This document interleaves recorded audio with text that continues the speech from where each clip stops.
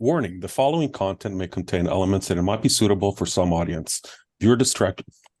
Fuck. Now we know why Ian reads it. Yeah, I'm not going to do that. All right. So, morning, Andre. Hot tag. Michael, you start. All right. Start again. Well. Michael, right. You start.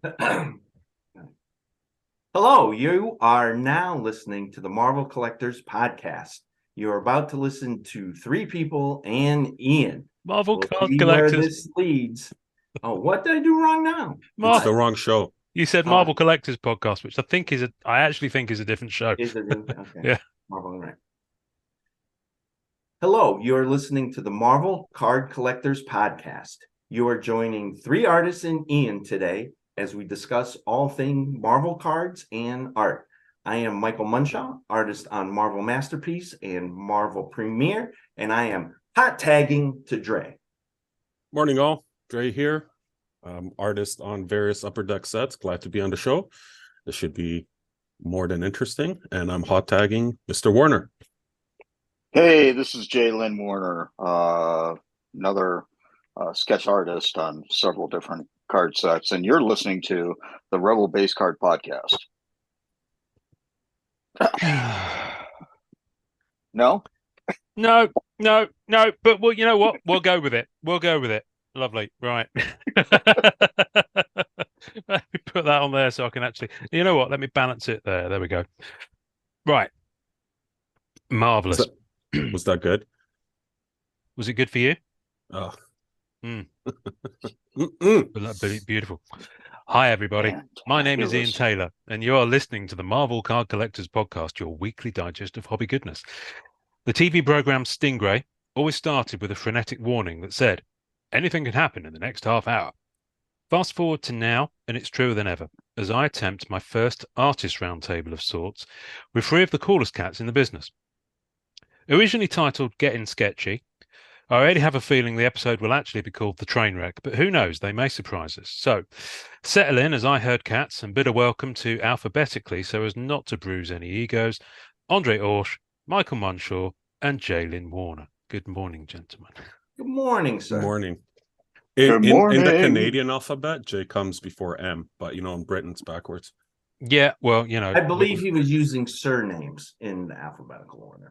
I was, yeah. I'm okay. So glad one of us is educated.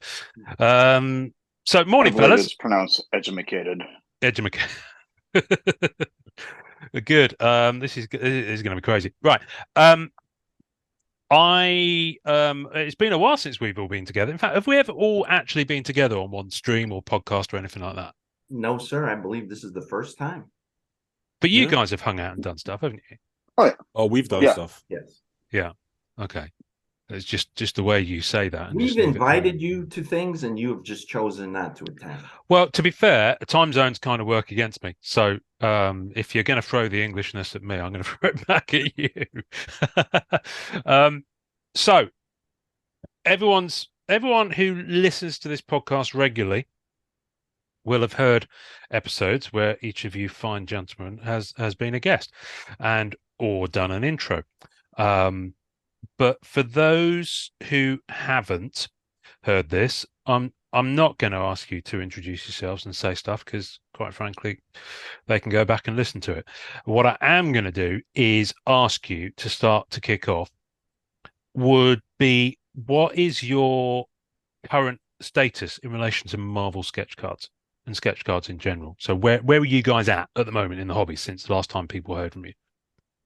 Who wants to go first? Well, I think Munshaw should go first, seeing as how he's the one who's working. I should say for those listening in audio, Mike has attended this morning in a shirt and tie. I am stating that I thought everyone worked in a shirt and tie in their studio on a Sunday. So I guess I'm the outlier. But I thought I was just trying to be like everybody else. No, I just kind of read it as you're a classy guy. And you're trying to show these two guys up. So, he's the gold standard. I realized it was on YouTube. And so, we got to put our best foot forward. Everything's fake on social media. But yeah, no. So to answer your question, Yes, I am involved in 1, 2, 3, 4, 4, and perhaps 5 upcoming card sets. Wow. I Okay. haven't been involved in them for a bit, but then all of a sudden the floodgates have opened, and so then so you're going to be sick of seeing me posting cards once these sets start to come out. Oh, okay, cool. Was that the phone just stopped ringing for a bit, or you just had to pass on them for various reasons? The phone just stopped ringing for whatever reasons. Okay. But even before though, I was working mostly just on masterpieces and Premiere, and I was fine with that. The other sets, they just hadn't, for whatever reasons, I just wasn't on those lists. And I was fine with masterpiece and Premiere. But then, the past 6-7 months or so, I've been receiving many an email. So Cool. I'm grateful for that, and I've been enjoying getting back into it. Good. Good. What about you, Dre?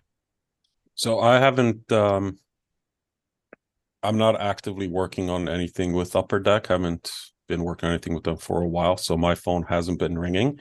There are still, I think, 2 sets that I worked on that haven't been released. So I'm gonna hopefully those come out at some point in the near future.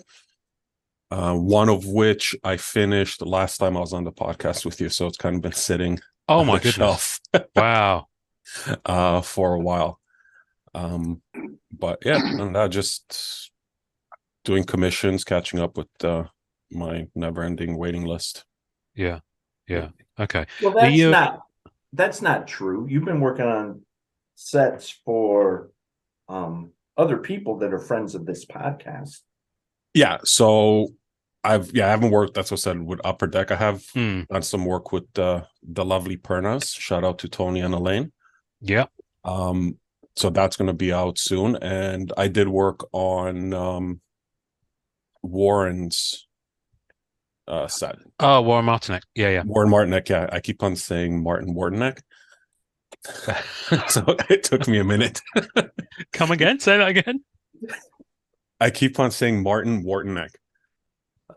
Okay, that's fantastic. I love it. So that's just my inherent dyslexia. But I haven't really done too many sets in the last year and a half. So, and that's okay. Okay, cool. Josh, what about you? I too have, I think, a couple sets that are still in limbo right now that I've worked on. But yeah, haven't gotten a whole lot of emails in terms of working on any new stuff. I think I'm supposed to be working on another project for Upper Deck, but it's not Marvel related. So still waiting on the details on that. But yeah, I think that in all fairness, with some of the shakeups at Upper Deck, a lot of you're just not getting as much sketch work out there in general. So yeah, and like to Mike's point, there's you're gonna have a dry spell here and there, and then next thing you know, they're gonna come at you hard. So cool. What's am I right in thinking you guys don't get paid until it drops and they're approved?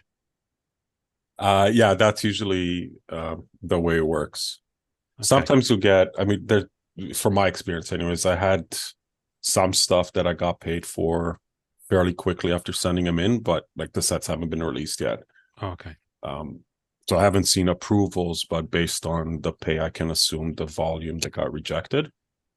Okay. All right. Fair enough. So let's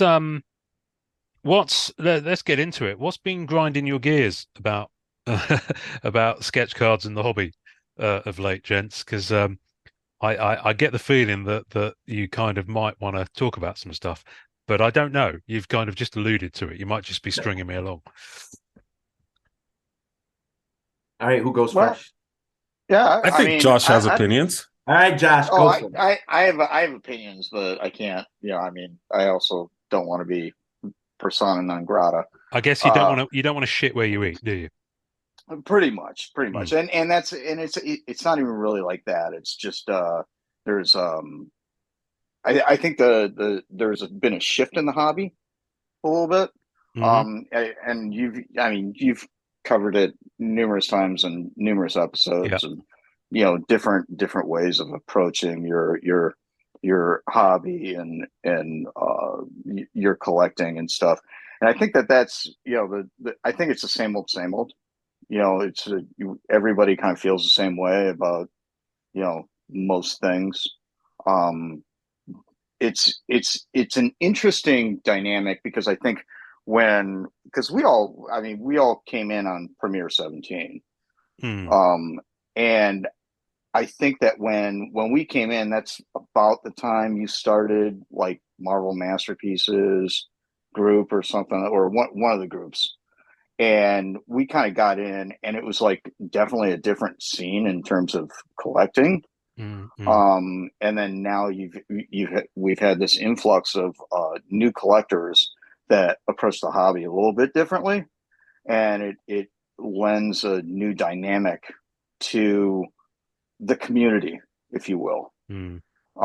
But it's also one of the things that that I guess quote unquote grinds my gears is that like the old guard, so to speak, kind of we're kind of relevant to because we were there then, and now you've got new collectors in, and because we may not be as visible as we once were, in terms of showing up in sets, that it's like there's we have I have no relevance anyways. So You're always relevant. You're never oh, not. well, and that's I'm actually thinking about doing those live streams again, just to have fun with it. Well, I was going to ask about those actually, because for those who don't know, I mean, was it originally Jay and Dre that did them, and then you kind of had other people come on board? Was it you two that started them? You used to do these live streams on a Wednesday in Yeah, MCCW, that right? was Jay's thing. During the pandy, I started trying to get like different artists every week and kind of doing Yeah, a yeah. chat and Mm-hmm. draw, and then Mm. I had Michael, Josh, Gordon. Gordon, Dave Palumbo, Oh goodness, yeah, I forgot about those. Marcia. Marcia, Ray, Jason Montoya. I like a lot of Yeah. people, and that Mm. was just during a time where everybody seemed to have a lot of free time because it was something in the air. So I was able to do that, and then Josh started doing his weekly Wednesday thing, which I think, Josh, I don't put words in your mouth, but you're kind of doing it as a giveaway and kind of like an Yeah. act of goodness to the community to, keep the spirits up. Yeah, it And was then, because at that during the pandemic, not only were people kind of locked in their house, so to speak, a lot of people were laid off, Mm. and didn't have the disposable income to collect. So I thought it would be kind of a nice gesture to do the stream, interact with the folks, bring Dre on as an example where we just chit chat and kind of trying to make the best of the time, and then at the end of it, I basically uh, do a live drawing, and whoever won the drawing got the drawing. So It was just a drawing for the drawing. yeah, yeah, just but draw I for mean, the drawing it of the was drawing. cool, and Yeah. I think a lot of people really kind of appreciated the fact Yeah, that it's like instead of just being locked up in your house and stuff, you could still kind of interact. yeah, yeah. I mean, I know I did. I mean, from a purely selfish point of view, I think it was great that you guys did this because it was a kind of an extra layer to the community and the group as well. Because I've always people have accused me of having rose tinted glasses about this, but it's kind of how I approach it because there's way too much in other areas of the internet where people are kind of a bit more savage about things. But I always refer to it more as a community rather than a group, because that's the whole kind of idea, and if you kind of get to know people through doing that, and you can give something back, and from the group's perspective, it was great because you were bringing something not just to other collectors, but you also, what other group had that happening in, at that time, and people were very appreciative of it. I know. You said something interesting just there, Jay, and I wanted to pick up on it. Do you think sketches are still valued in the same way by the newer collectors that have come into the hobby since the pandemic? Oh, you know what? I mean, it depends on what the definition of valued is. I think that if you look at, I mean, just this weekend, you see some posts and stuff where people are selling sketches, and I would say, in general, like the quote unquote value, the actual price of sketches has increased. But as far as like sketches like kind of disappearing and into the black hole, I don't know. You know, I think that sketches are probably less valued in terms of being part of a collection, and more valued as trade bait, so to speak. As trade bait or as flipping? Because it's I don't. Oh, go ahead, bud. Yeah, I don't think that it's really a flipping thing. I think it's just I think that a lot of I think you have your core group of collectors that really go after sketches and so on and so forth. And I think that for a lot of collectors, it's just not necessarily their thing. So when they get it, it's like if they happen to open a pack or a box or whatever, and they happen to get a sketch, it's like, oh, cool, this is something that I could put towards that other thing that I'm really going after. So, I mean, yeah, I think that they are valued in that sense. But like I said, I think I personally think that I'm seeing more and more sketches come out of the black holes. Well, then, okay, so why are people slabbing and grading their sketch cards if their intention is not to flip them? Isn't that the only reason they're doing that? Is because they want them graded, they want to get that high grade, and then they can get their maximum amount of money from that. That's an interesting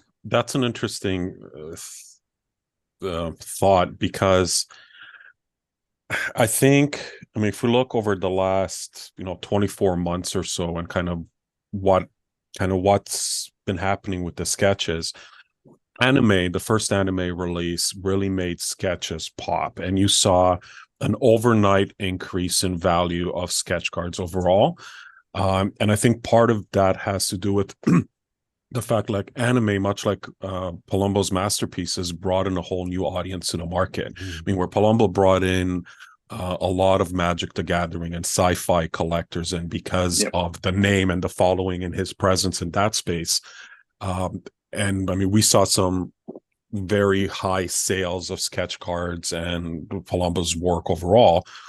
I mean, Palumbo's work's amazing, and it should definitely bring in the top dollar. But that one, masterpieces being a high ticket set and a limited set because everything's summer, so on, it was a little bit more constrained.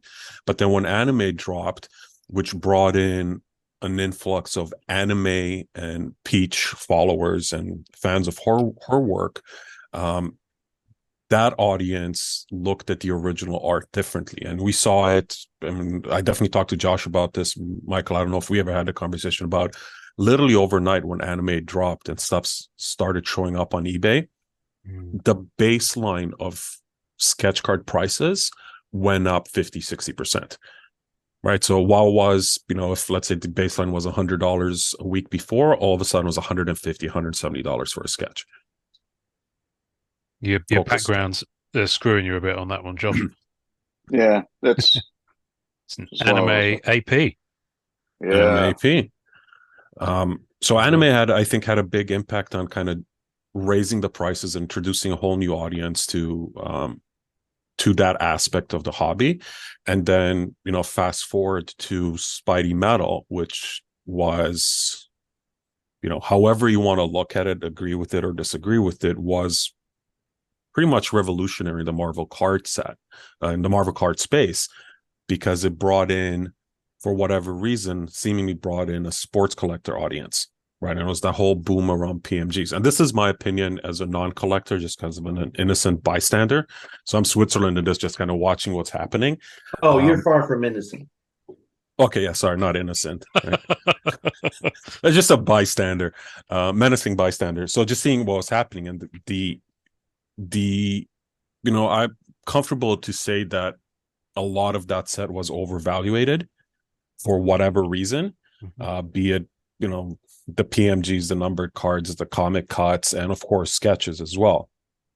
And I mean, even if you go on eBay now, because that's the eBay alert I have, is Spidey Metal sketches, you can see the price and the asking price and kind of the floors of the sketches that came out. They've been there for a while, slowly dip, and a lot of them are graded.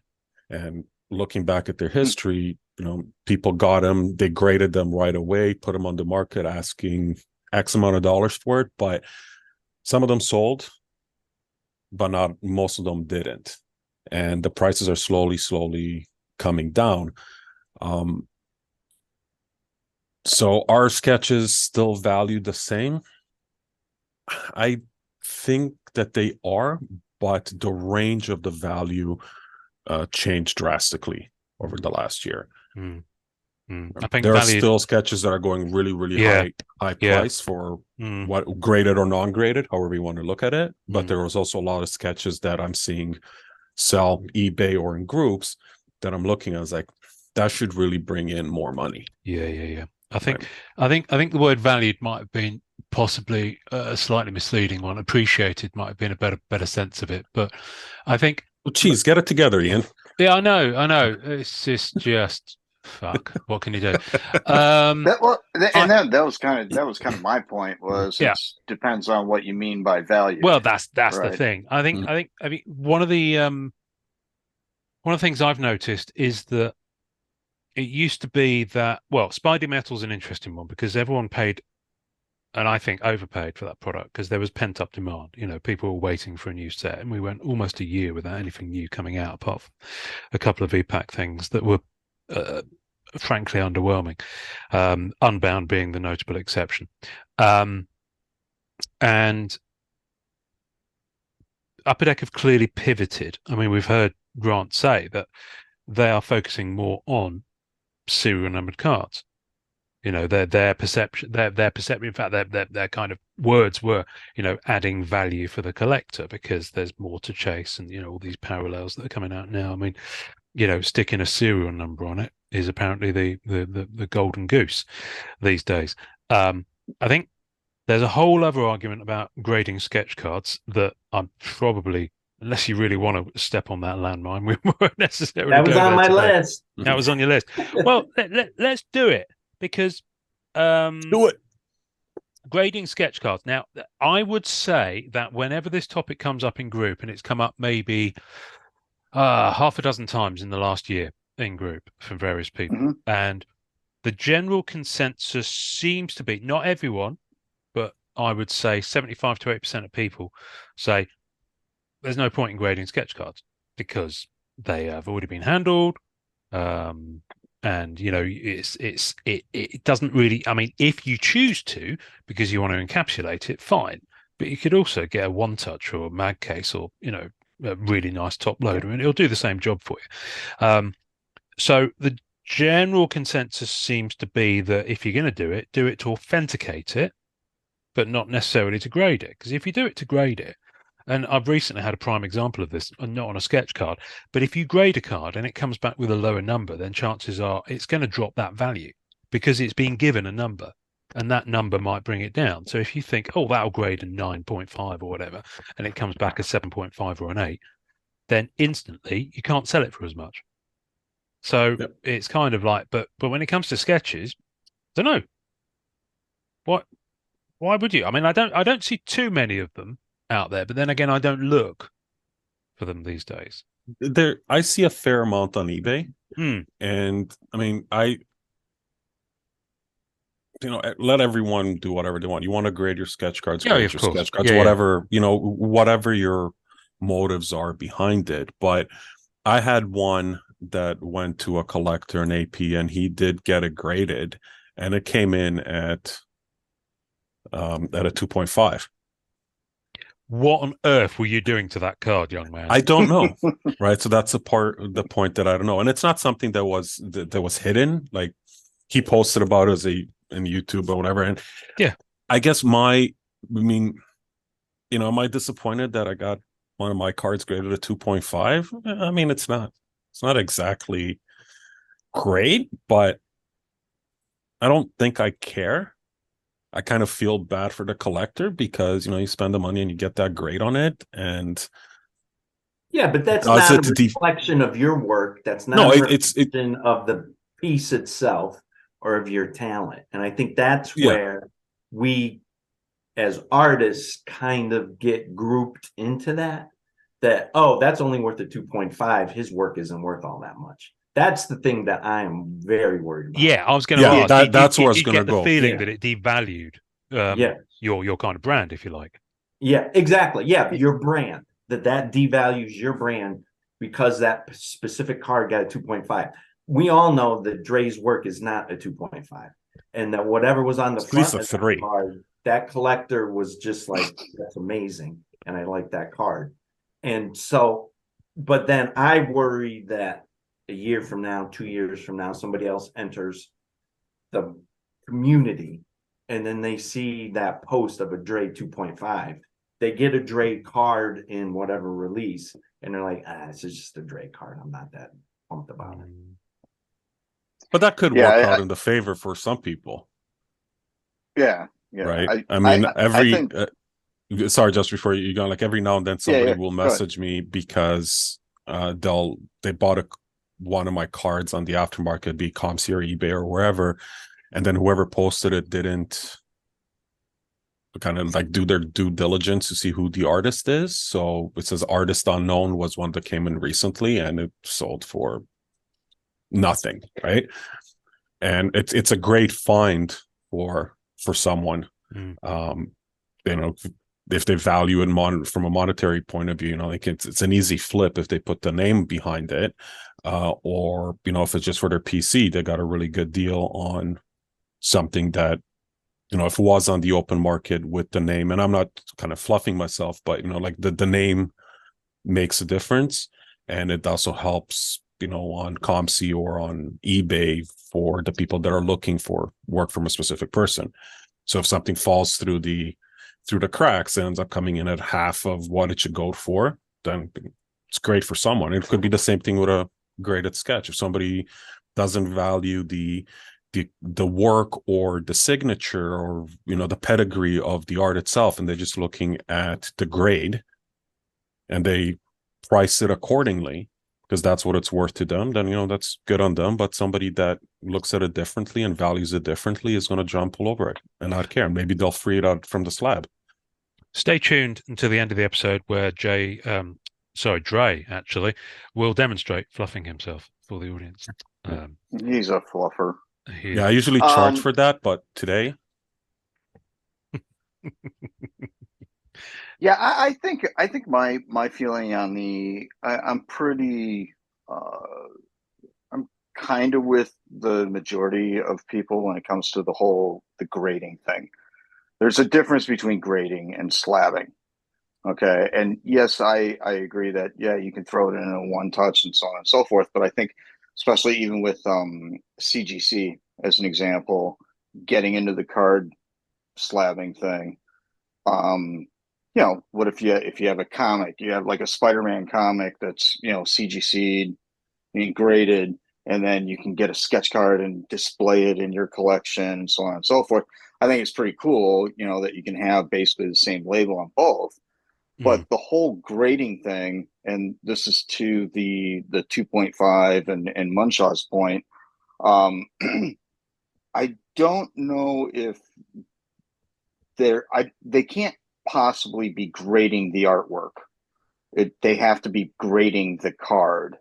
And I mean, you get a sketch card that's graded. I mean, they're grading the condition of the card. What do the corners look like? What is the is the back of it scratched up, so to speak.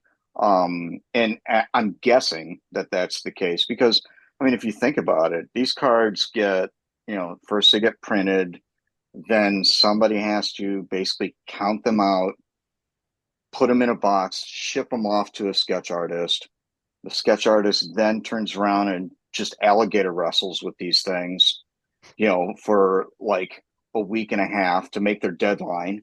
And then they throw it back into a box and then ship it back to the warehouse. Then it has to be taken out, separated. All this stack gets separated and then collated into, the packs. I mean, the amount of booger hooks that touched these cards it's insane. I mean, it's unlike, like, for instance, like just a regular base card.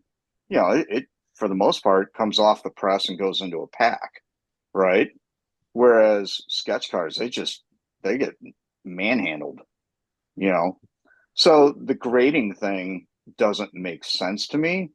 But the slabbing thing, and especially for those that are looking to PC it, that makes sense to me. If you, like, for instance, you get a Black Cat, issue 1, right, and you get it CGC'd and slabbed, and then you've got like a PMG, you get graded and slabbed. And then, part of your display, part of your collection, you know what, I really like this sketch, right? So, I mean, that part of it makes sense to me, but the whole, putting a value based on a number for grading on a sketch card is not, I don't think, is wise. But to Michael's point, it's inevitable that some people are going to come into the hobby and value the cards based on the grade, and that is, that's unfortunate because it's not a true representation of the art, right? Or the true value, not necessarily monetary, but value of the art itself. Because if you had a Jusko sketch card that for some reason has an indent on it or a brush bristle on it or something like that, and it gets graded and ends up getting a low grade, does that devalue the card in any way? I don't think so, right? For the way I look at it is when you're collecting, investing, whichever word you want to use for the sketch cards, it's about the artist and the art. Right? And I like to protect the cards, and I try to be as careful as I can with the corners and the backs. I think I do a pretty good job maintaining the integrity of the back, but the front through my process goes through so many different mediums, and there's tape and there's masking fluid and there's airbrush and pen and marker and pencil and whatever it may be. So the surface integrity is not going to be maintained. But in no way does that impact the quality of the art. All right. So what you just said, that's one of the things, I guess, are we going to say grind my gears or whatever how we're going to refer to that? I already have enough pressure on myself when I'm creating a card to make sure that the front of it is what a collector wants. That someone's going to open a set and they're going to pull one of my sketch cards and that they're going to say, I like that art. I can see that he put the effort in, or I can see if he's trying to tell a story, or just, it's a cool card. When I look at it, it brings me joy. I can't worry about the back. I can't I have enough pressure already on myself that I want to create a nice piece of art for the collector. But now, due to all this grading and people looking at it, I got to worry about my backs. My backs are, it's a horror movie on the back of my cards. I'm too worried about what I'm doing on the front. And forget the back. And then, I'll finish a card and I'll flip it over and I'm going to cover up the logo, due to no fault of myself. I got bleed through. I got all sorts of stuff going on. It's a Dexter crime scene on there. So yeah, so I'm sorry Jackson about Pollock. that, but I already have enough pressure on myself. We now have to become graders too. That I got to make sure this corner doesn't get this, or I need to make sure my back doesn't do that. But then what if the stock bleeds through and we put all that effort in, and now we're just like, well, you know what? This card's no good. Forget that it's the greatest Venom ever drawn on the front. The back's garbage. No one wants this card. They don't value it now. Burn it.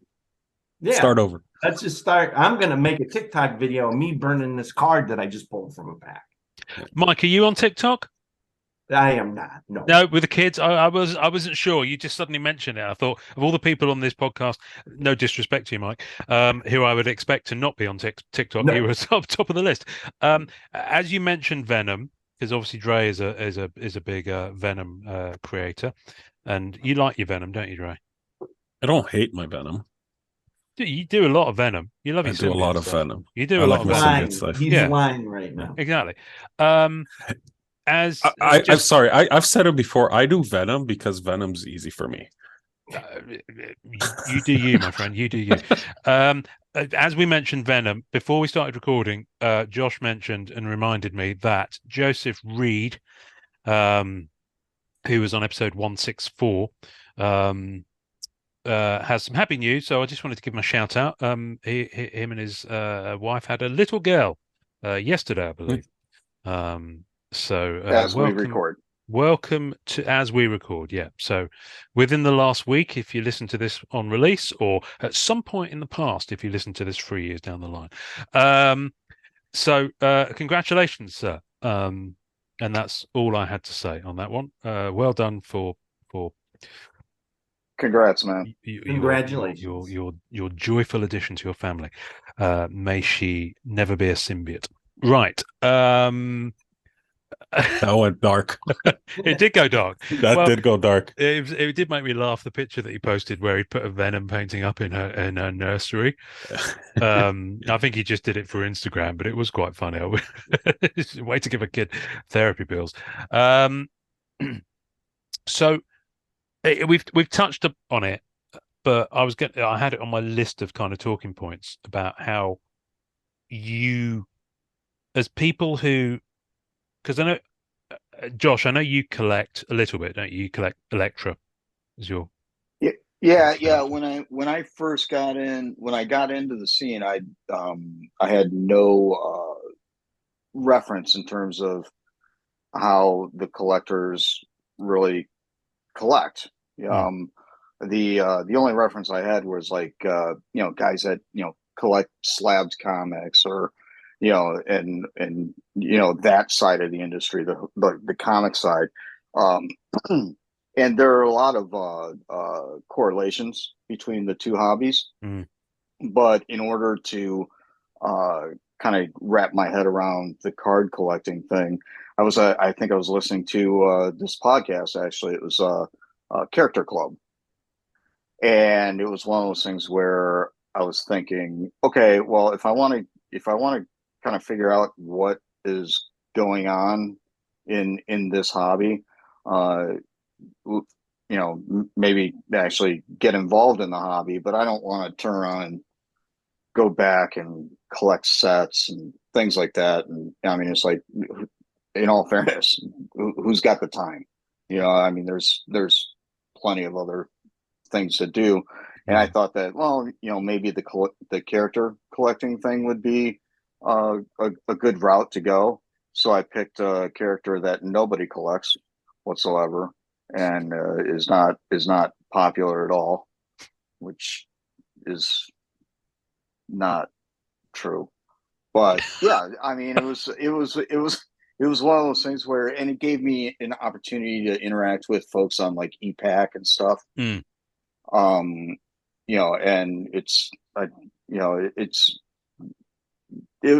kind of it gives you a way in to interact with the community without being the artist on this set or whatever. You can just kind of be an average Joe.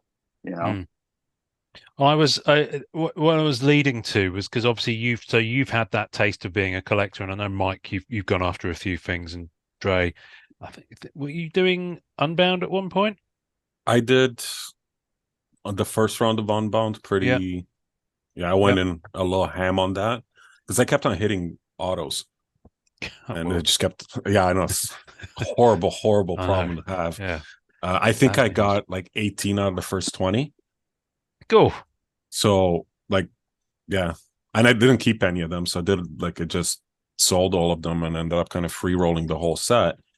And I'm sort of doing Unbound too, but I think I'm not going for redemptions or anything. I'm just going for the hollow foils. So a lot of stuff is done through trade. Okay. So obviously you've got, your artist hat on, your kind of card professional hat, and then you've got a little bit of a dabble in the. Well, you're getting paid to produce a card that goes into an official licensed set. So from my point of view, you're professionals, in that regard. You're being. Oh, sorry, hang on. Sorry, did you hear that, by the way? We can't hear you. No, sorry, it was really loud at this end. Yeah. They've just done the first ever. Looks like he's swearing a lot. Of the emergency alert. Is it just me? Through people's mobile phones. Oh, wow. So. Sorry, it was just me. I couldn't hear you. Couldn't you hear me? Oh, well, okay. No, it was on my end. I thought you muted, so I was just making commentary. I knew it was coming at 3:00, but I forgot to turn my phone off because I've got my list of questions on it and talking points. No, they just did a test of the emergency alert system for the first time ever through people's mobile phones, and it's been a little bit controversial over here because I know they do it often in the US, but they go off all the time. Yeah. Well, it doesn't. It's never been a thing in the UK. And of course, it caused quite a lot of consternation from domestic abuse charities because a lot of people have got hidden phones. Yeah. Speaking of anyway. Speaking of tangents, I think there was something in the news where one of those went off at 4 a.m. or something. Might have been on the East Coast, Munchaw, and woke a bunch of people up, and it was a big hullabaloo over that. Really? Okay. Yeah. Martians have landed. So how what I've been spooling up to for the last 10 minutes is how do you feel about the last 24 months, as Dre put it? I mean, it's a pretty decent time period, post-pandemic, crazy boom, everyone's slabbing Marvel Universe 1990, then all of a sudden PMGs are your very best friends, and now we're kind of coming out the other side of that, and there's a lot of products suddenly starting to appear again. How do you feel about the changes that you've seen and experienced over the last couple of years? I'm going to start with Mike, actually, because you two on the bottom of my screen have had loads to say, and I want to hear more Mike. Well, thank you. I don't, I haven't been involved in the past couple of releases that came out for Marvel, so I can't really gauge how that's changed. I'm certainly looking forward to the sets that I've been working on, them getting released and seeing what the reaction is to those releases. From what I've seen sitting on the sidelines, and one of the things I've been concerned about is when we all came in at 2017, 2018, and we were doing those first sets, it was so cool in this community to see somebody post one of my cards and say, this is a cool Squirrel Girl. I really like it. I like how he rendered it, or I like that pose. Says no one ever. I know that exactly. Squirrel Girl. Insert character here. Yeah. But anyway, but they enjoyed the art and they enjoyed the piece and they were happy that they got that. And then within your community that you built, I was able to establish relationships with collectors that would reach out for an AP or for a commission. And there's still some relationships that I have going on to this day with those same collectors. So that's been great and wonderful. Sitting on the sidelines lately, though, I've become concerned that I don't see that as often when people post a sketch card that they pulled. And it seems like they're more taking it from, it's not going into their PC. They're more excited that they can do something with that It's other credit. than put it into their Yeah. collection. And it's not so much anymore about this artist, the composition on this card is awesome, or the way they did the lighting, or the detail they put into the background. I really appreciate that. It just seems like the posts don't say that anymore. And it's more of, hey, this card was done by artist X, and I know that I can What's the get a value? lot of money for that because it was done by that artist. So stay tuned. It's going to be on my Whatnot channel next week. So I'm concerned about that things have changed in that direction. What are you, Dre? I share some of Michael's concerns. There's definitely a lot less art appreciation seemingly that happens publicly, but it does happen privately. I think, and maybe not so much in group, but you see it on Instagram, you'll see it on kind of maybe some of the smaller groups or just via DM, where I still think there's a core group of collector or audience of collectors that are really looking for the art, right? They're not necessarily looking for the set. They're not necessarily looking for the rarity or, what is this worth? They're just looking for a cool piece of art. But, that as the audience grows, as the overall community grows, I don't see that specific core group growing at the same rate. And part of it, I think, is related to the people, the guys and gals that have been doing this for a while. They're maintaining their core values towards the hobby. But as more people are coming into the hobby for whatever reason, their value scale is different. And I'm not talking about necessarily monetary value, but just kind of like the way and how they collect and what they're looking for. And also, the fact that sketches are now like case hits in some cases, or sometimes not even a case hit. It's like, 1 in 3 cases you get a sketch. I mentioned earlier, I have the alert for Spidey Metal sketches. I've only seen, I think, 3 or 4 of my sketches pop up in the market. So I'm kind of, okay, where's the rest of them? Or same thing with Free Ultra Avengers. I think I've seen 2 of them come out. I know I've did more, and I know EPAC hasn't launched yet. Yeah. My guess is that it's going to be any day now, but Fua, EPAC, maybe there's more there. But just overall, I'm not seeing a lot of Fleer Ultra Avenger sketches anywhere in comparison to what we saw in other sets, or like even the most recently was Annual, right? Not the Annual that just launched now, because there's still a lot of product out in Ether, but the last wave of Annual, there was every day like dozens of people posting sketches that they've hit. And my understanding is that the sketch distribution on that set was still higher, but Spidey Metal, the distribution I think was case hit. Fua, I think it's maybe 1 and 2 because the sketches are allocated in parallel with something else. Some there's less of them out there potentially, and less of them being seen. So people are appreciating them in different ways. Yeah. Right. And there's always the mathematical appreciation of something where people look, and you see this. It's funny, Michael mentioned mentioned Whatnot. I watch a lot of Whatnot stuff, mainly because there's blah, blah, blah. Are we boring you, Josh? No, keep going, dude. Like I'll watch a lot of stuff on Whatnot, and there's Watch Me Open, Cards of Metal, Graded Gamer, those guys and lady who really know what they're talking about, and they're really highlighting the product from both a rarity and a quality point of view. Yeah. But then there's all these other people out there that are just kind of riding the wave, and they're just opening things and they have no idea what they're looking at, what they're looking for.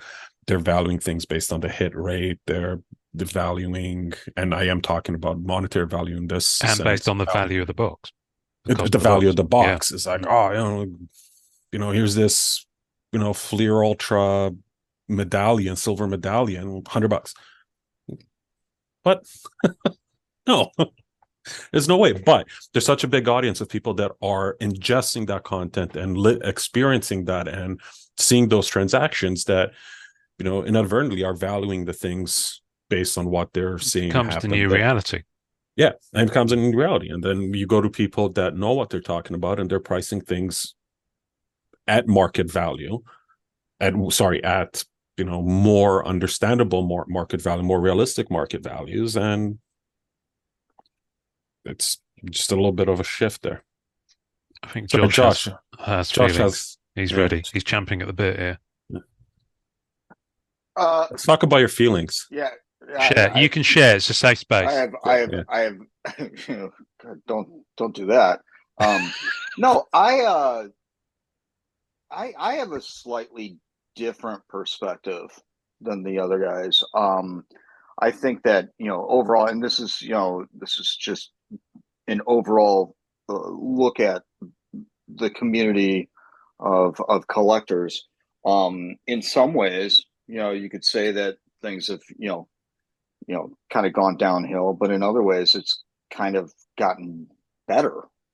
Like for instance, the the EPAC the EPAC message board is not nearly as toxic as it once was, which is interesting to see.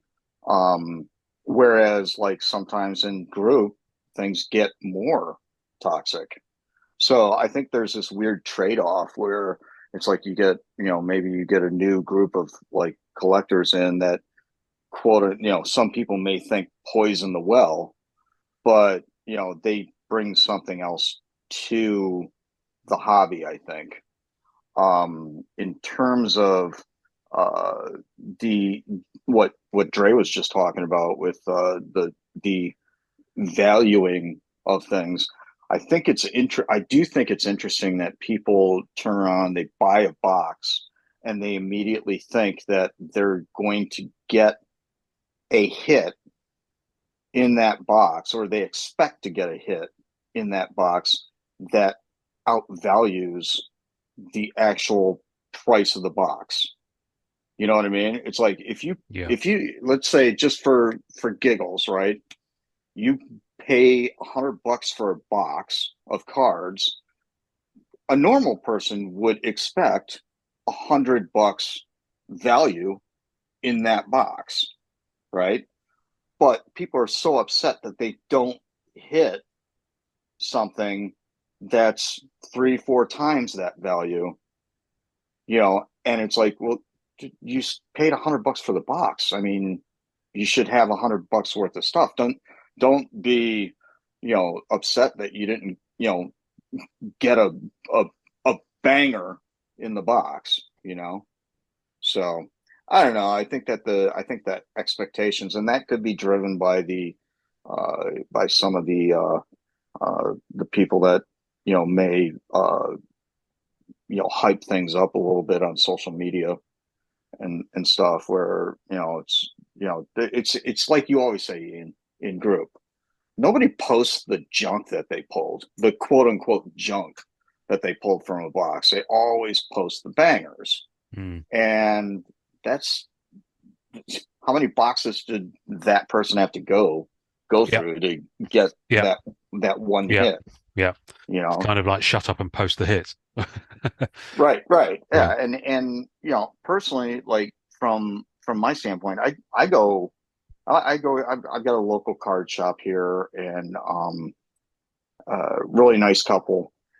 And I go whenever something drops or whatever, I'll go in there and I'll buy a couple of packs, right? And I like to get it just to see what the product looks like. Not because I'm like going after anything or whatever. I just want to see, okay, what does the packaging look like? What does the actual card look like? I mean, I was actually really excited about the whole Fleer Ultra Avengers set coming out, because it would have original artwork, new artwork and stuff, and that's the stuff that I appreciate. As far as the card stuff goes. And it was, I mean, I and this isn't a dig on any of the artists, but I think overall the original art in Fleer Ultra was a little underwhelming for me. So I mean, it was like, I like what was it? What was the last one? Was it Spider-Man? Fleer Ultra Spider-Man, Yeah, 2017. I'm Fleer Ultra X-Men in that 2018. Mm. okay. Yeah, those were pretty good. I mean, but if you put Avengers up against those sets, I don't think Avengers stands up to those previous uh, Fleer Ultras, in my opinion. And that's this week's hobby hot take. We will see you next episode. Yeah, yeah. No. Again, I mean, I think that like I said, I like the original art. Some of the and I like to see the designs on the cards Mm, too, in terms of how they what they do with the artwork. yeah. Yeah, there's some pretty good stuff in. I mean, I love. There's obviously different, in terms of some of the artists that they've come out with this time. I mean, like I said, before we started recording, I opened two blasters yesterday with my daughter, and Ooh, she currently she robbed all the good hits, and including a green Electra that I was going to be nice. sending your way, but she snagged it. So tough. Yeah. But I mean, you can't go wrong with the Silver Age ones from Tom Morgan. I think that they're Oh, just see, astonishing. and those ones I do. I think that those are my favorite insert They're on that possibly set. some of the finest cards I've seen in a long time. Yeah, They're no, beautiful. I agree. Mm. So, but yeah, I mean, I don't know. I'm curious to see. I, Going back to there's just this backlog of stuff that's supposed to come out. I'm really excited to see what's coming.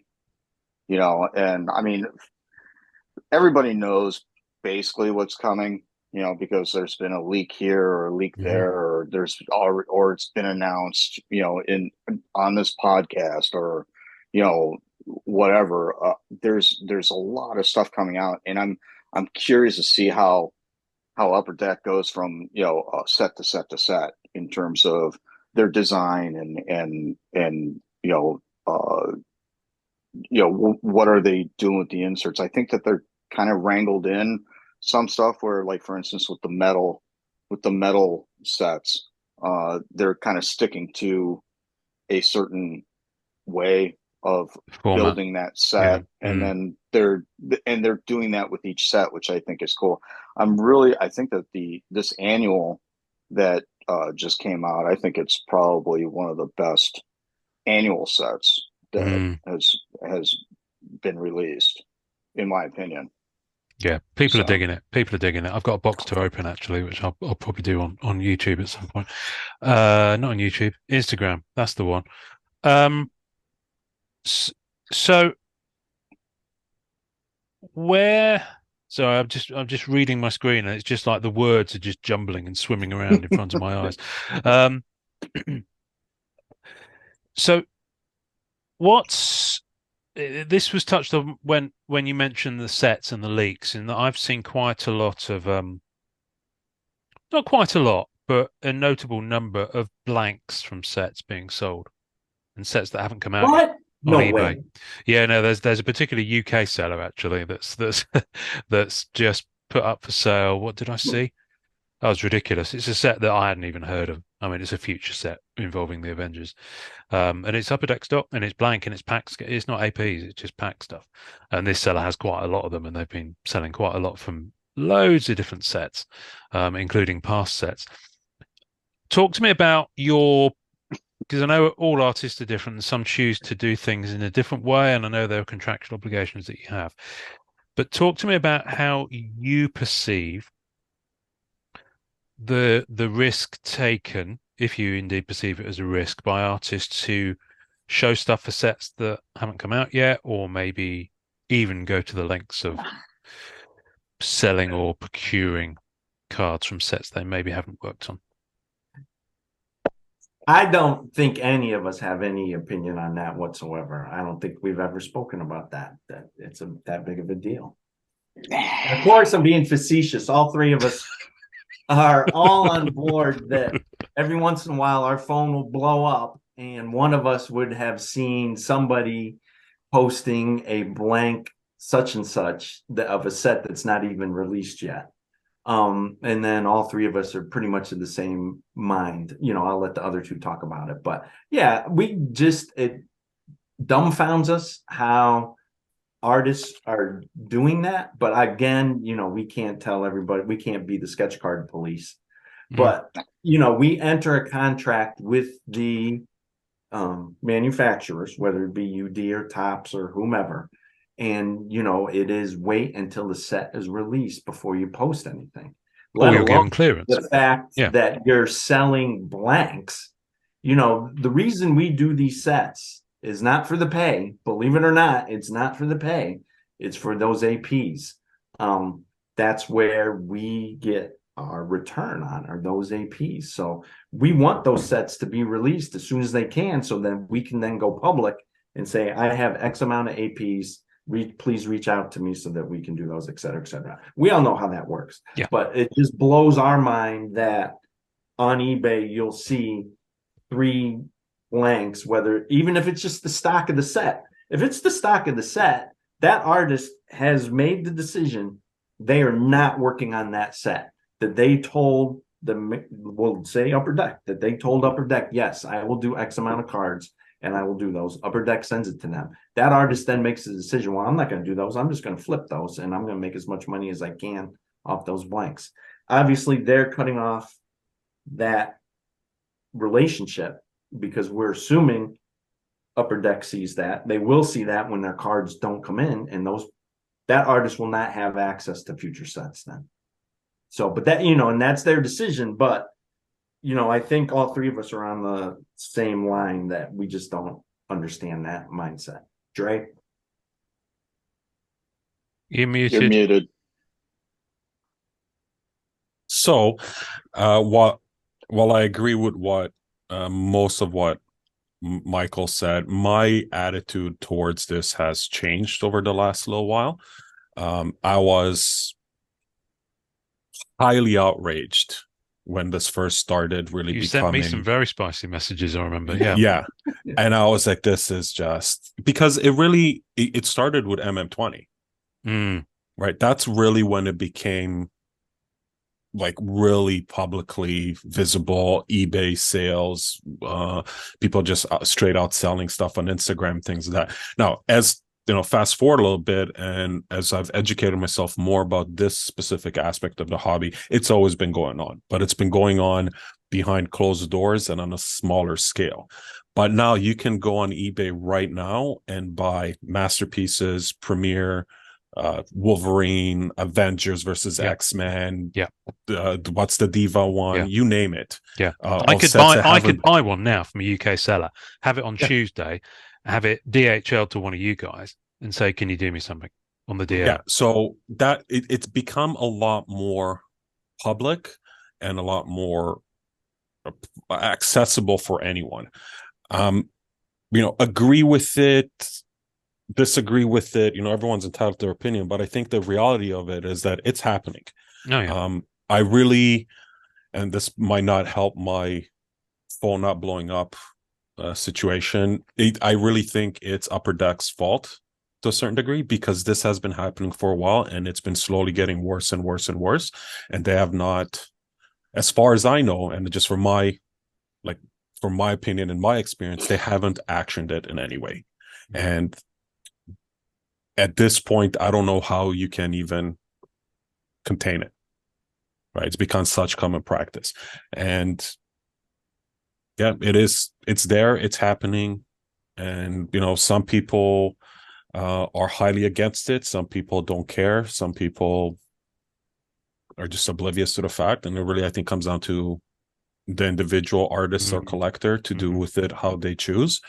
I also think that there's a lot of misconceptions and a lot of opinions around it that aren't really fact. One of them being that an artist can't work on an aftermarket blank contractually. Tell me Right. more. So I've seen comments and people saying, as as an upper deck artist, I'm not contractually allowed to work on the set. And while that could be, and most likely is, an ethical, moral decision that somebody has to make, I don't believe in any contract says that you can't work on a blank that somebody sends you. Interesting. And that's So, opinion, right? so- So because what's the difference between you sending me a blank to the face and get a 1.5 grade, or me sending you a blank to the face and get a 1.5 grade? trust me, I will deface it. Yes. But Right. I don't What's have the your difference? skills. Yeah. Right. The difference between defacing and fluffing is very, very Well, beauty's in the eye of the minuscule. of the beholder, right? So, but what's the difference there? Right. Okay. Or somebody going on eBay, buying a blank, going to a con and getting a top tier artist to do work on that blank. Right. Yeah. Who didn't work on that set? Who didn't work, or Now, obviously, if Upper Deck choose to have an opinion about that and put that artist on the do not call list, that's different. But if you're telling me that there's nothing in the contract that says you can't do that, that's interesting. That's news to me. Obviously, I don't see this contract, and the other thing we don't see. Sorry, there might be different contracts with different people in different regions. So, which is possible. That's what I'm saying. This is based on my experience and my exposure to it. What I was about to say was contracts probably change with each set as well. That I imagine that the goalposts aren't always the same. But there's certainly the goalposts for Marvel Masterpieces 2007 will be very, very different to they are today. Personally, as a big fan of Masterpieces 2007, I would love a blank sketch card, not to have anything on it, but just to go in my master set. Just to have that there as a piece, because I think it's a lovely item. But that's different. If you had one choice word for people who do actually move and deal in blanks like that, what would it be? Ooh. Oh, I'm you do you, boo. Just You do you, right? Let it do whatever you want. Yeah. Fair enough. That's me. Says Josh. Yeah, He's not going there. He's not going there. I have, I have an interesting take on it, and it's actually a little more aligned with Dre's than what one would think. I have two minds of the whole situation.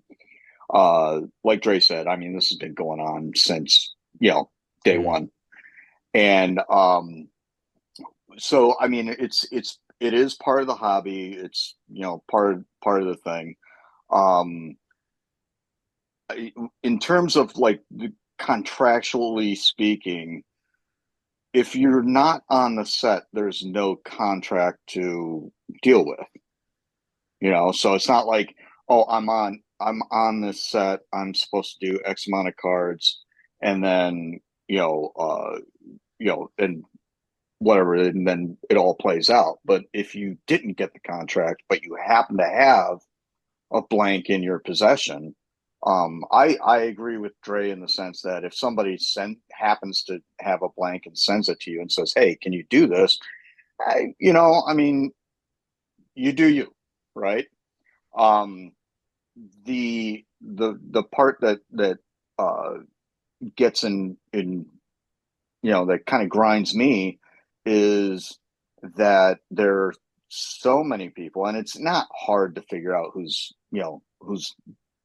taking these and not doing the work and just selling off the blanks and so on and so forth. I mean, their name is generally right there on the eBay, sell, the as a seller for eBay. But what kind of grinds me is all of these, quote unquote breaches of contract.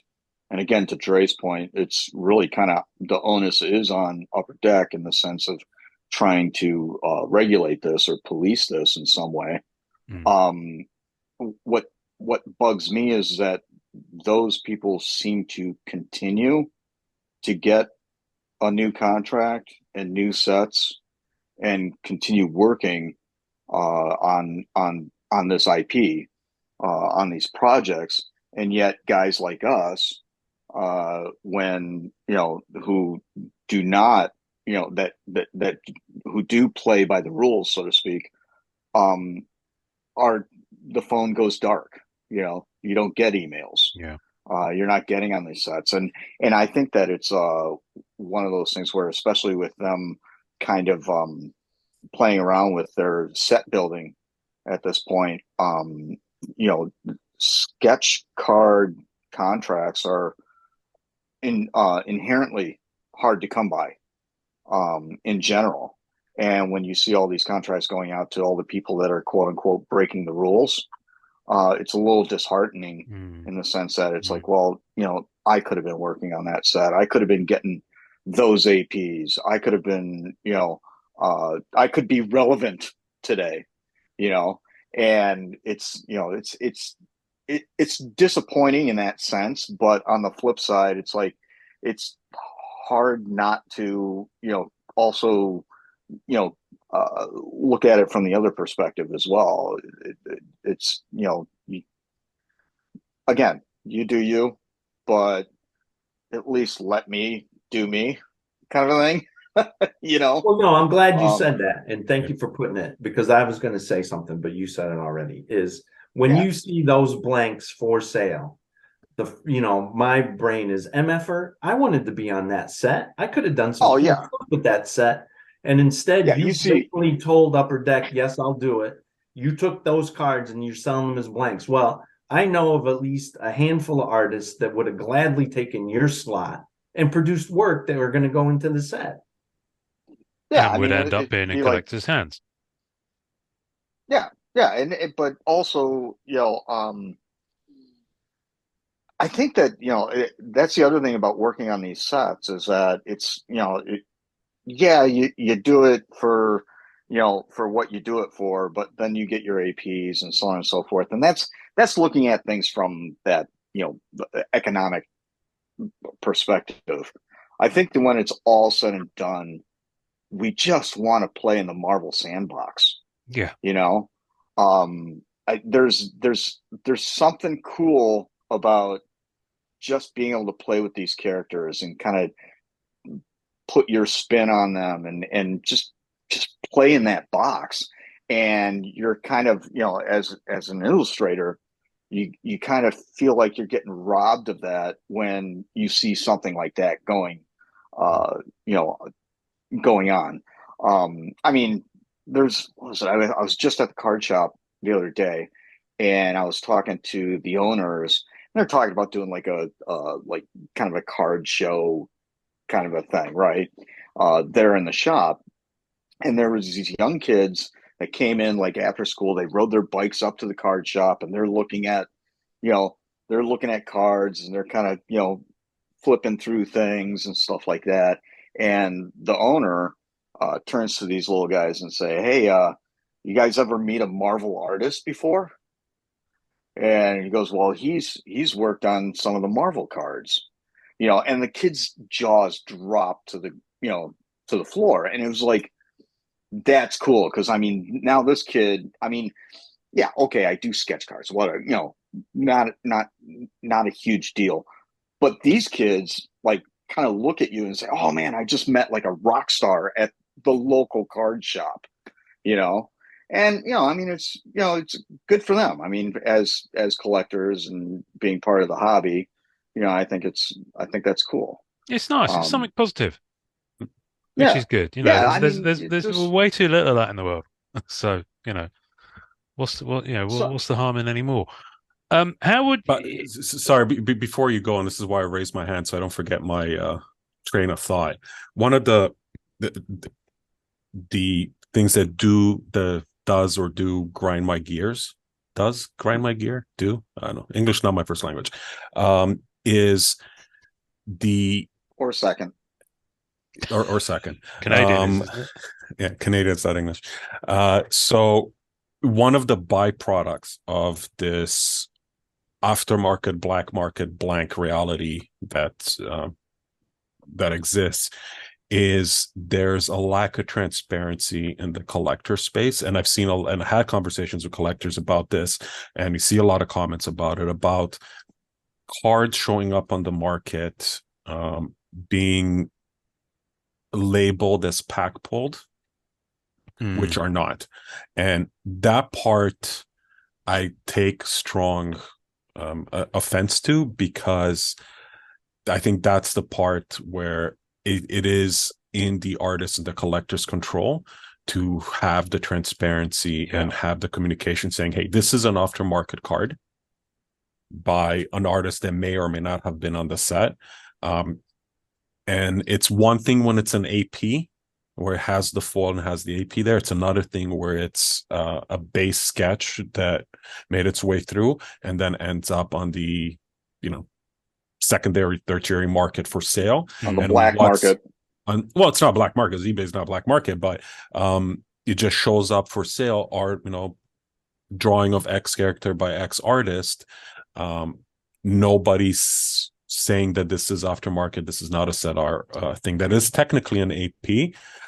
And what worries me, kind of doing a circle back to what we were talking about earlier, is what happens when this goes into grading, because there's no way for any of the grading companies to be able to validate that is an on the official card versus they can authenticate the signature saying that this is this artist that did it. If it's signed.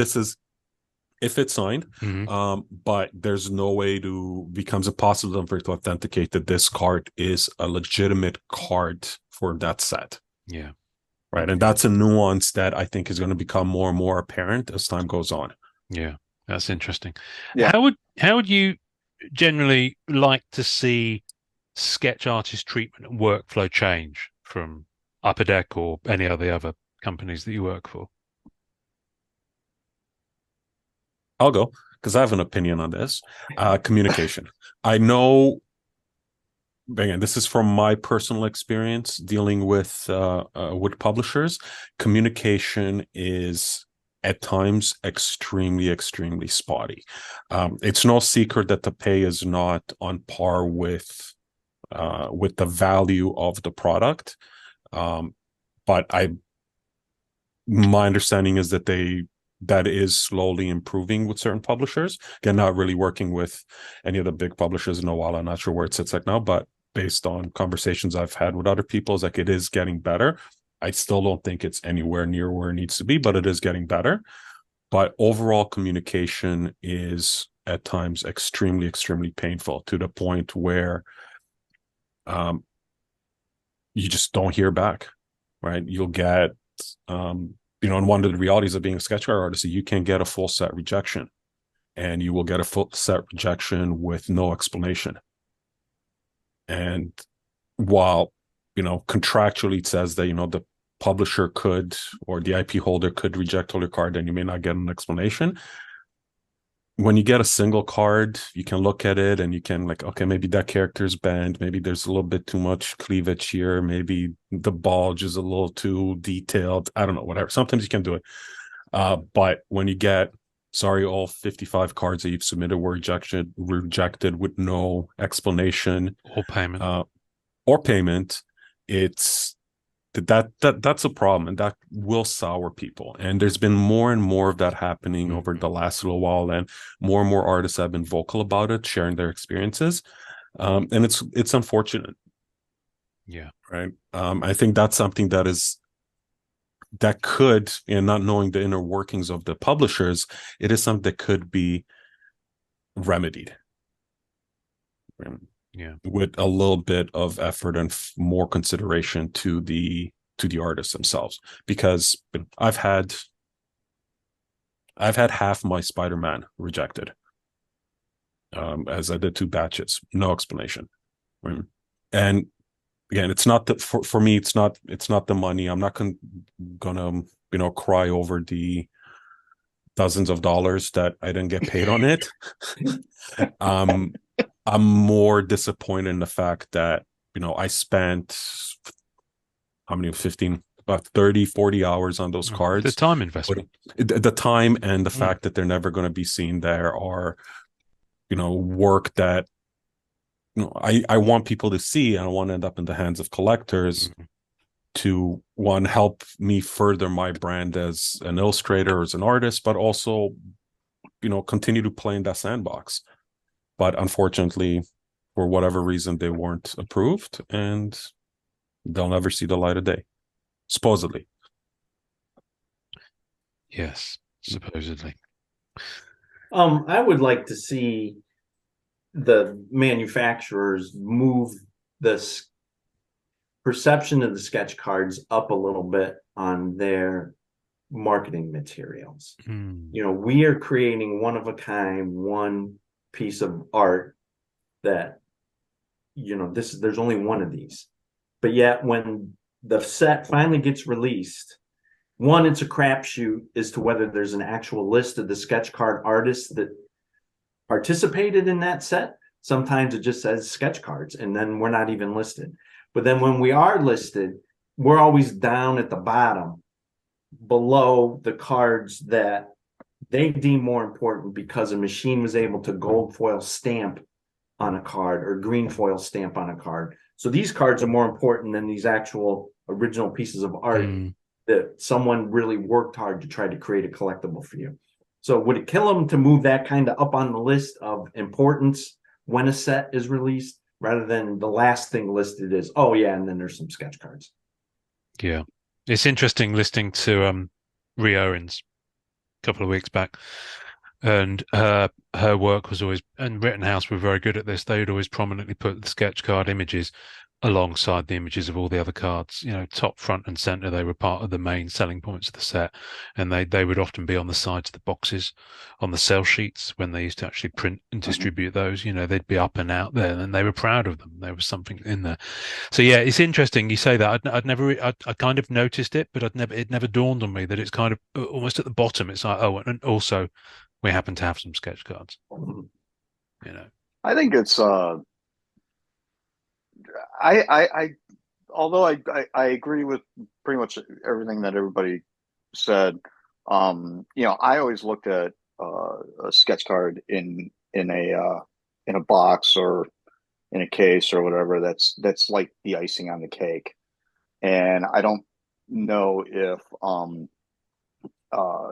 many collectors in general really kind of see it that way. Where it's like, ooh, this is a hit. You know what I mean?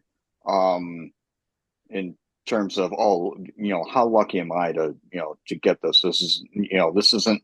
It's when you buy a box, that's not what you're not buying the box for a sketch. It's just the icing on the cake. Well, they used to. That's the thing, and that's the thing. Right. A lot of collectors, the days of Rittenhouse and indeed some of the early Upper Deck sets and all Marvel Masterpieces sets, and of course Premiere. You were guaranteed a sketch per box. Right, and that's I'll be the first to admit that I always thought that, because we went from, honestly, it was about when we came in 2017. I think that the sketch ratios were pretty heavy in terms of, you were basically guaranteed a sketch and, whatever, and, I always wanted it to be kind of that special thing. And so I thought that there were too many sketches. So when they started kind of limiting them, I thought it was probably a good move to try and, I don't know, I don't want to say pump the value of a sketch, but in the sense of monetarily, but it would pump the value of a sketch in terms of, ooh, I got something special in this box or in this case or whatever. The flip side of that is that if you're going to limit the amount of sketches, you're going to limit the amount of sketch card artists. Yes. And to be honest, I didn't think that I'd be on the chopping block. So, no, but I think it's, I think that you could still have like the same amount. It's just, hey, the days of doing like 100 and something sketches for a set are over. It's like, you're gonna get a contract for like 30 or 40 or something, tops. kind of thing. And that's cool. I'm cool with that. I think that, you know, I think that in terms of what can Upper Deck do to hook a brother up, so to speak, I would, the communication thing, it is what it is. I mean, they're not, I mean, we look at things from this inside this Marvel bubble, and Upper Deck doesn't just do Marvel. So there's a lot of stuff going on there. But I would like, what I think would be really cool is how about doubling up on the APs that you get? I mean, it doesn't, in all fairness, it's like you get a handful of APs for, a bunch of cards that you do. It costs, in the grand scheme of things, it costs you nothing to give away these APs. Hook a brother up. I'm not saying that you got to pay me, $20 per card or something like that. It's like, dude, you're not going to get, you're just not going to get that return. But you're not losing anything by, say, throwing in a couple of extra APs, And I know that, again, from, depending on the artist and depending on their contract and so on and so forth, that can be negotiable. But I think it's just a general rule of thumb. Sounds like a quick win for them. Yeah. Yeah. And it's a win-win. I mean, everybody makes out on it. You know? Yeah. There's more opportunity for artists to hit you up and you say, yeah, I have got official, APs. Yep. Which I imagine is, do you this is interesting. Do you get people send you that question, and if you haven't, and I assume a lot of people don't, do they kind of just go away?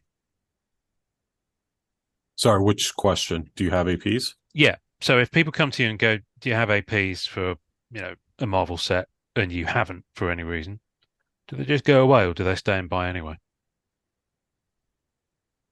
Yes. Yes, to which part? That's crystal clear. To both, really. I mean, sometimes sometimes you get, hey, you got any APs? And it's like, yeah, no, sorry, I'm fresh out. All right, cool, I'll hit you up later.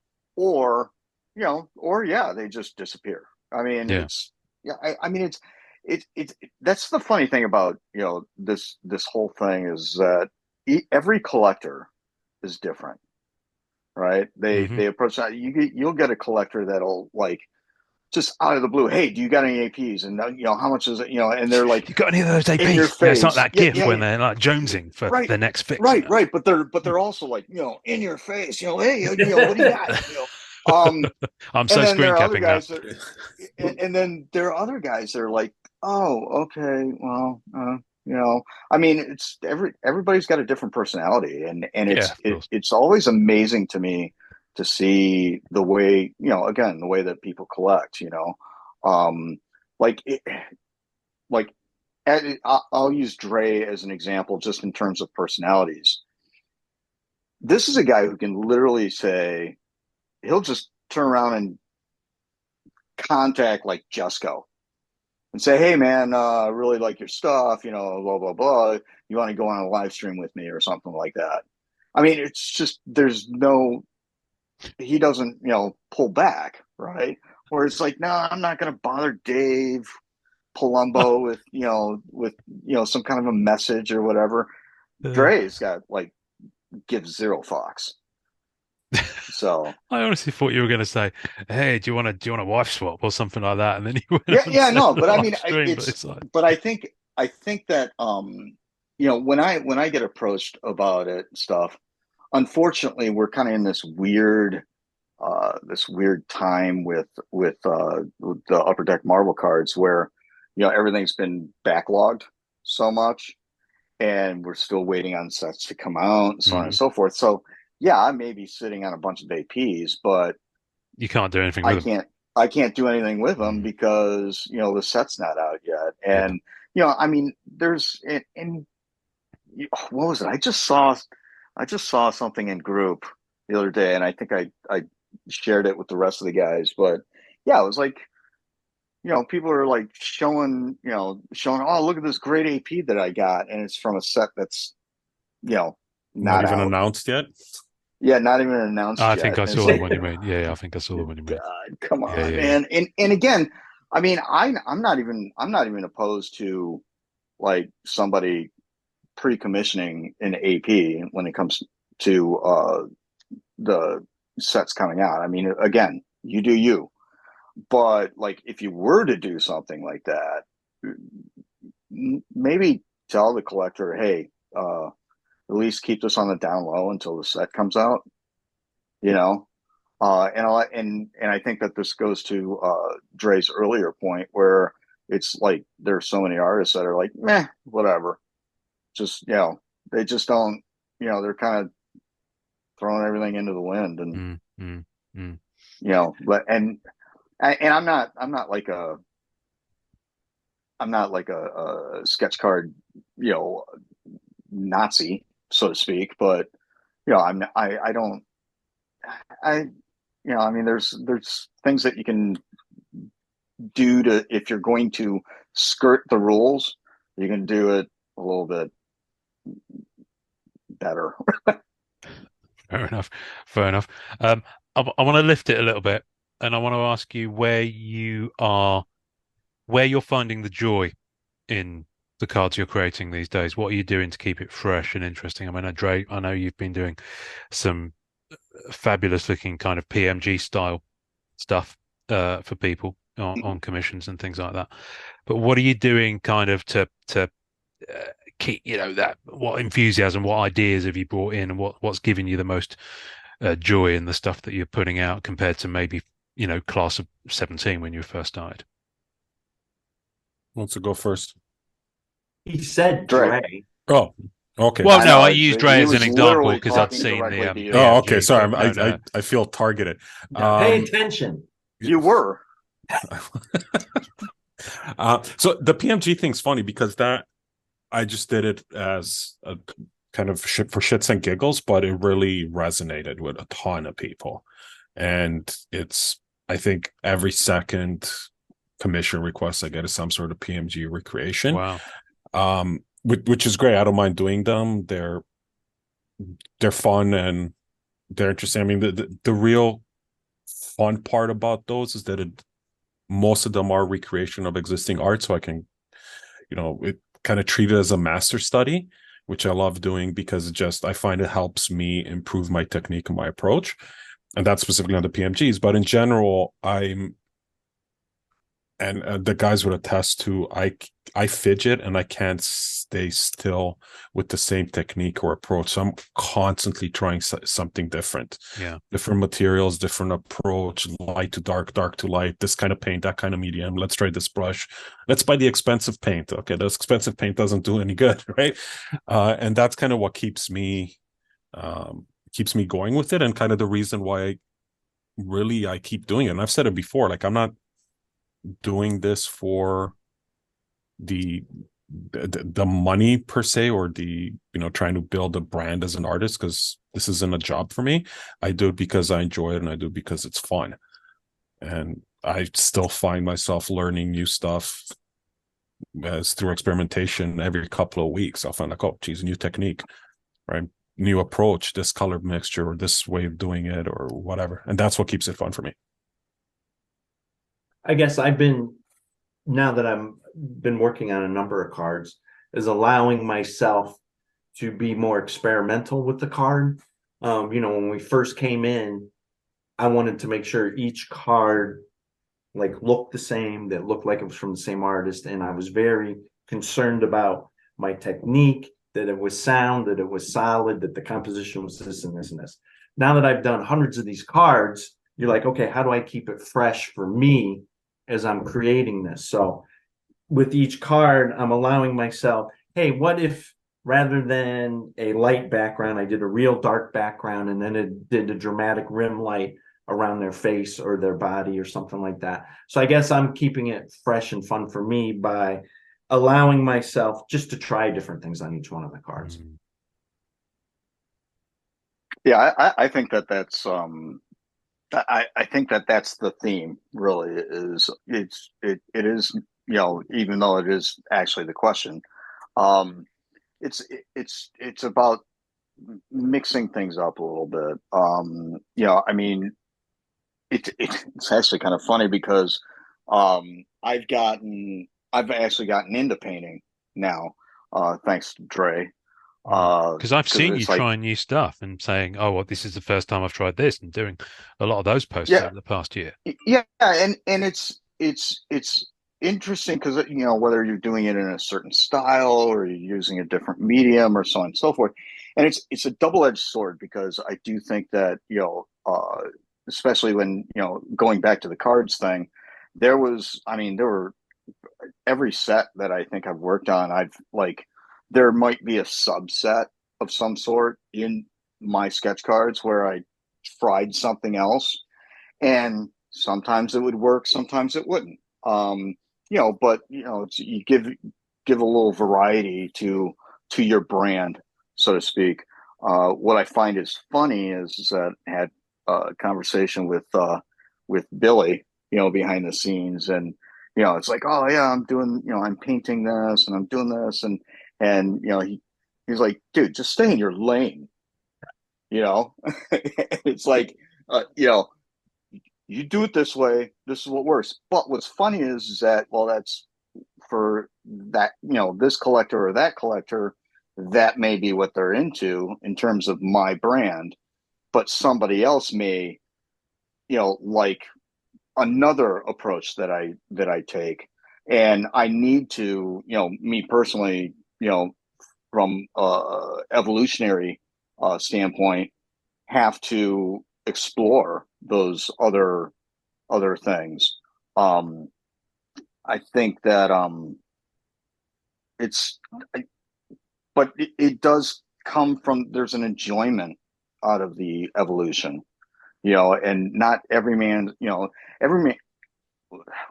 How does the saying go? It's not every man. One man's trash is another man's treasure, and Oh I yeah, think Yeah. every collector has a different approach to things and a different taste as well. I mean, you may have one guy that likes, PMGs, and you may have another guy that likes, the comic cuts. You know, doesn't mean that one's, better than the other. It's just, hey, that's my bag. That's what I'm into. And I think the same goes for sketch artists, in terms Sorry to of interrupt, who you but go after. it'd be great to have one conversation without you bringing up your bag, just once. Anyways, carry on. what just happened? What did he I bring up? What did he say? he's confusing my bag with my sack. Oh, excuse me. Uh, So a that's sphincter said just what? no. Yeah, no. I think that everybody's just got their own approach, and I really like. I think I really like seeing people, especially in group, when they post, oh, I got this, I got another sketch from this sketch card artist, Yeah, yeah, yeah. to add to my collection of this artist's work.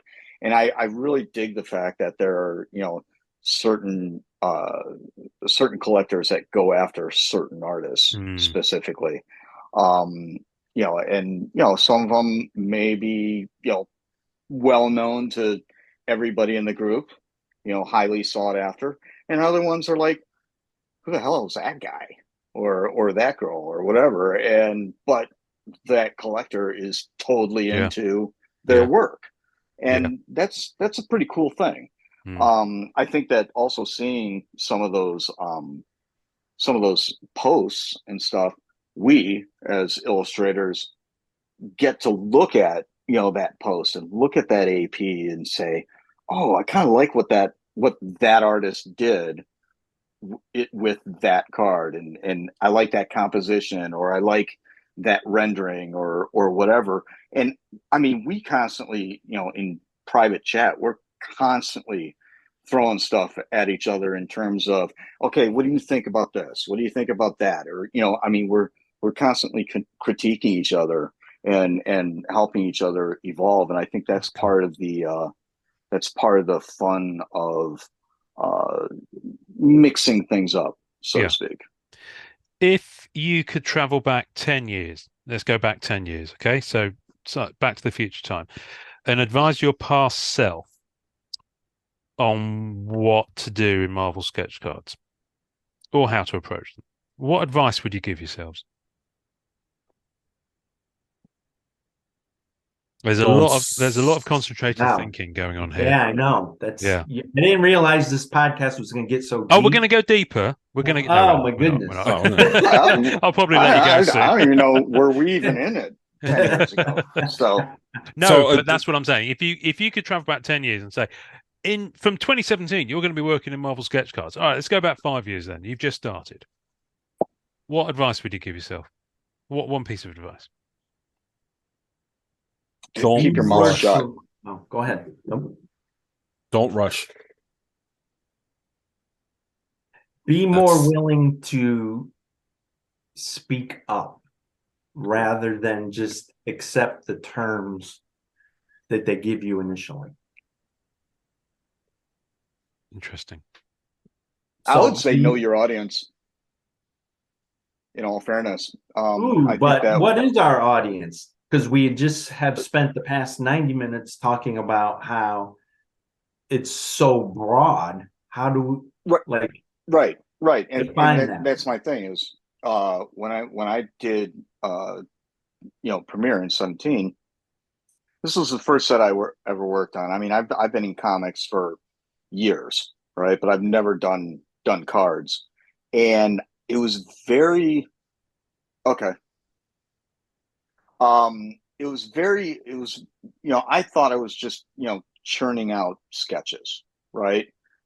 Just doing you know just doing an illustration.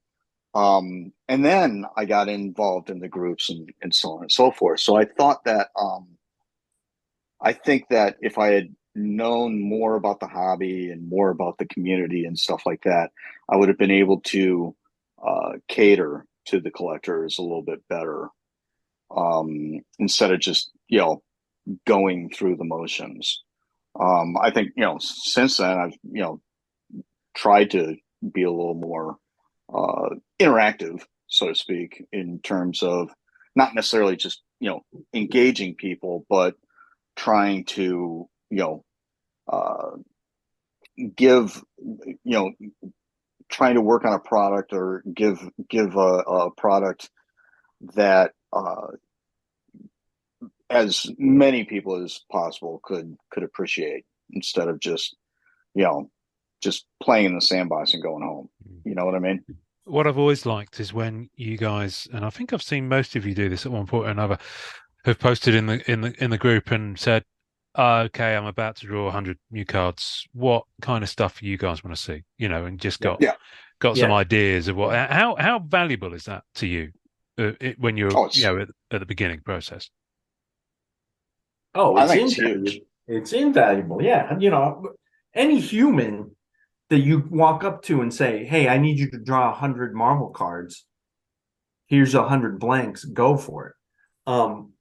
Anybody needs help with that. 100, I don't even know 100 Marvel characters. Well, I probably do, but how do you decide that? How do you know which 100 to do, or do you do 10 Spider-Man and 10 Venom or 10 Carnage? Or so no, the input from the community is invaluable, and I don't want to spend time drawing characters that people aren't interested in, and when they do get that pull, then they're like, it's all right. Yeah, yeah. Do you just out of interest, because I know Mike, you work on Star Wars as well as a few Yes. other kind of things. Yep. Mhm. I can't forgive me. I don't know if you got guys at the bottom of my screen. Jay and Dre have swapped around now that Dre has rejoined, and it's really confusing me. Mhm. Because I'm used to looking bottom left for the Canadian, but now I just see the guy with the cap on. You can just move them. I could just move them, but I don't know Yeah. how to do it. And I'm not going to play around with it now while we're recording, because I'll probably just cut us all off. Do you get that?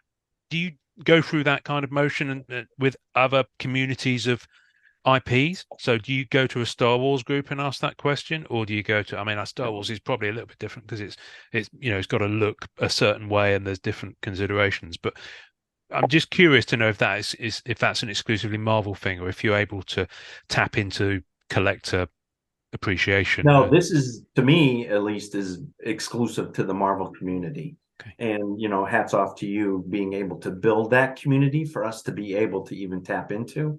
And I think we all agree, and you've said it many a time on your different podcasts, Ian, in that the Star Wars community is much broader, much larger than the Marvel community. The Marvel community is more family. It's more everybody kind of knows everybody.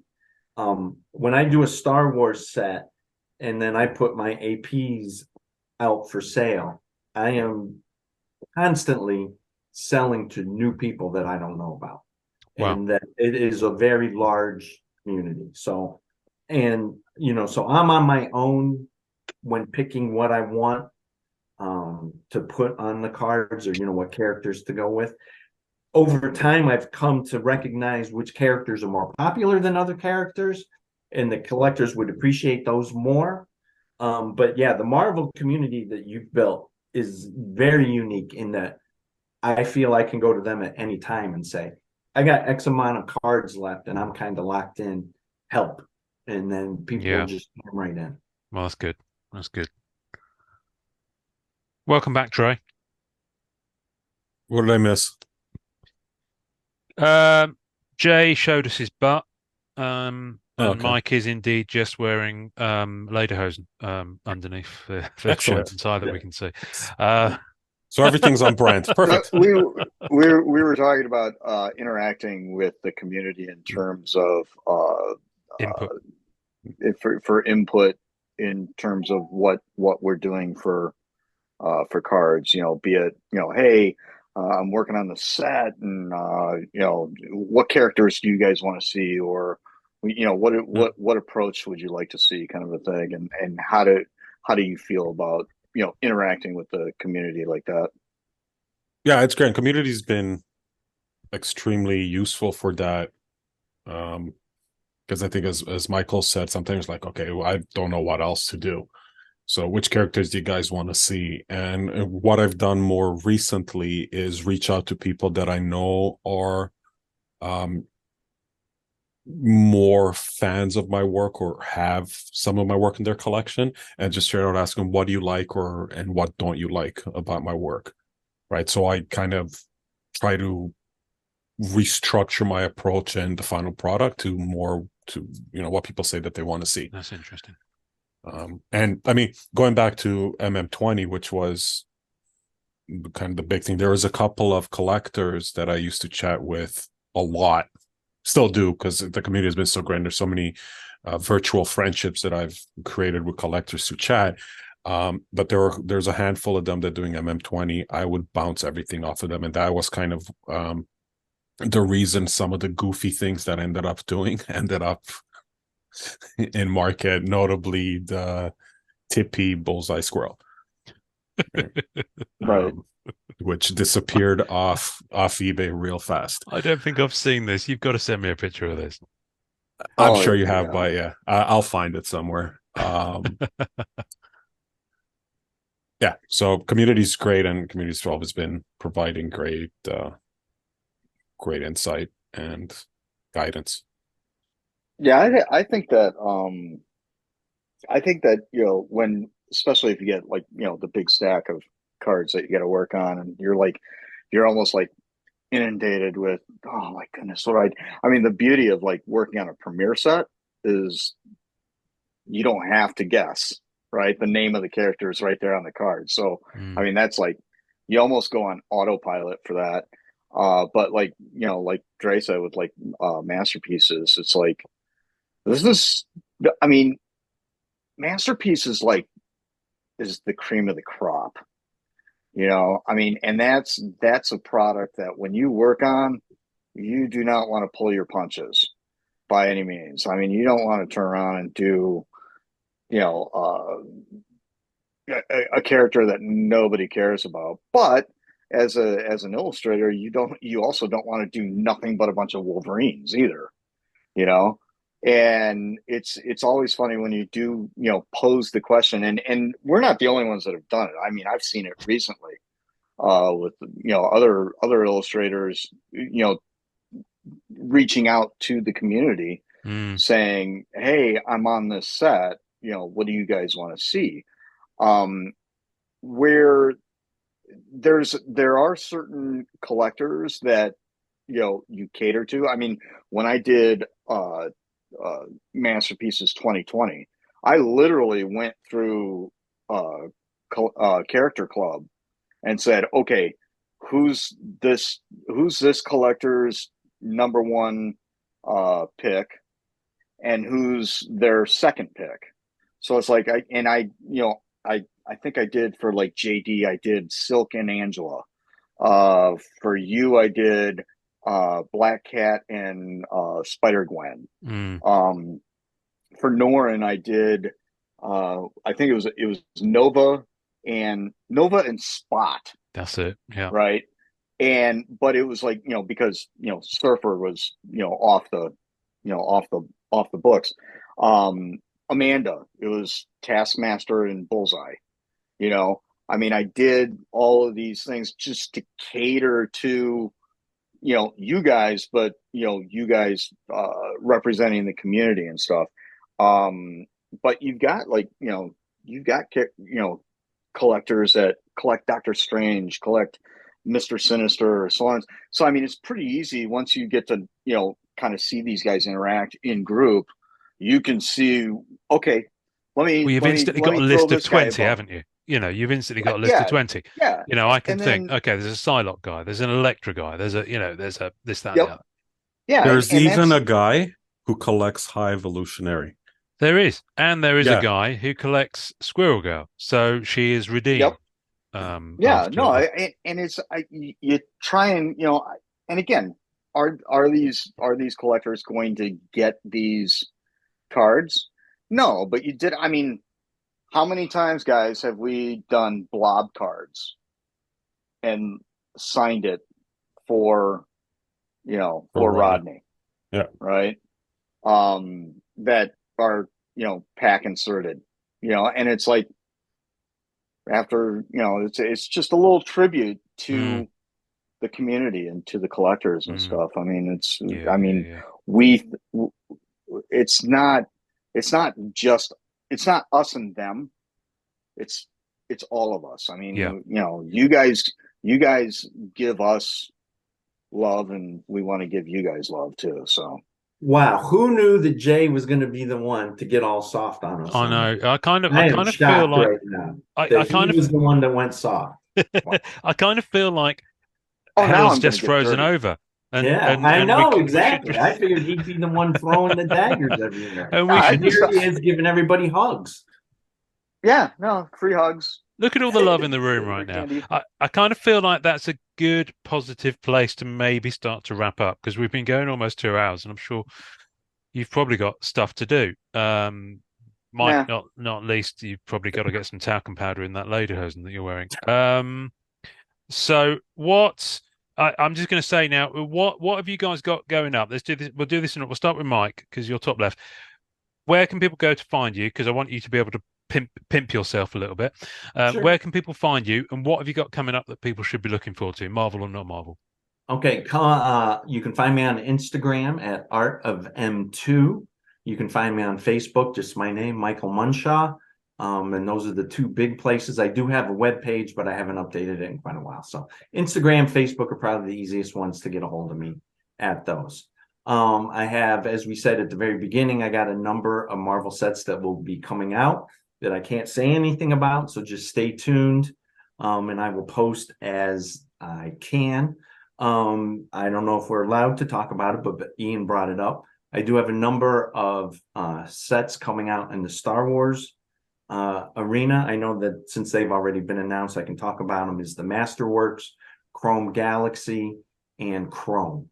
Nice. So if you look at Star Wars cards, I'll have some coming out with those as well. Cool. What about you, Jay? See? What's happening? Oh yeah, where am I?